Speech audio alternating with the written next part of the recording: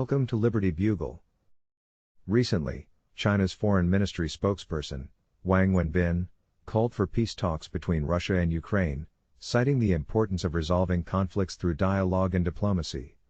His speech was delivered in Chinese and is being played with translation provided. However, his call for peace talks appears to be rather ironic, given China's own aggressive stance towards Taiwan. China has been carrying out military sorties in the Taiwan Strait, which have been increasing tensions in the region. In addition, China has repeatedly threatened to take over Taiwan, a democratic island that has been independent from China for over 70 years.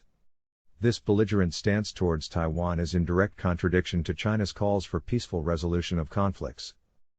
China's actions towards Taiwan have been met with strong criticism from the international community. The United States and other democratic countries have expressed their support for Taiwan and have called on China to refrain from using military force.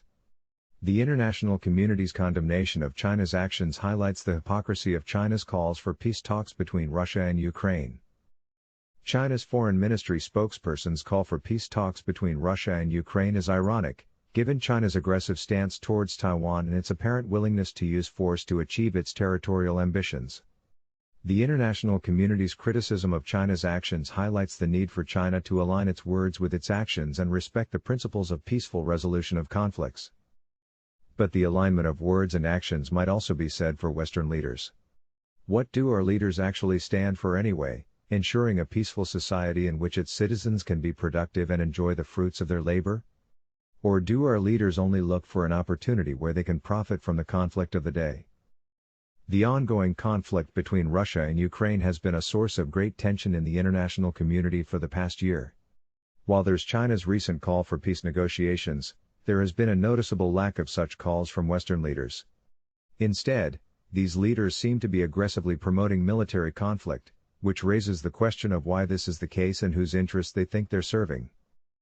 It is well known that military conflict is always most devastating for civilians, especially women and children.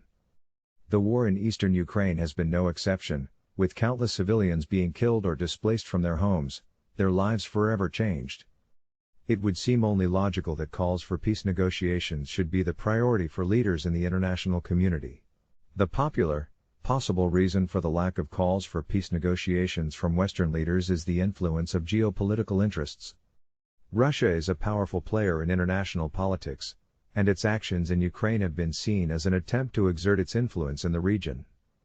This has led to a power struggle between Russia and the West, with each side attempting to gain the upper hand. For some Western leaders, promoting military conflict may be seen as a way to weaken Russia's influence and assert their own. However, it is important to consider who really benefits from military conflict. It is usually not the civilians, who actually suffer the most, but rather the military-industrial complex, which we should note includes those politicians who perpetuate the required conflicts that enables profits from the sale of weapons and the provision of military support. Thus, it is in the interest of those who profit from war to keep conflicts going for as long as possible. The financing of these boondoggles is of no concern to the military-industrial complex or politicians either. They've learned how to print and filter money through the system to line their pockets and let future degradation of the currency through inflation bear the costs. This degradation of the currency hurts most those in the lower income levels because they can't offset the rate of degradation fast enough to maintain their purchasing power and grow wealth, which is the game the elite win.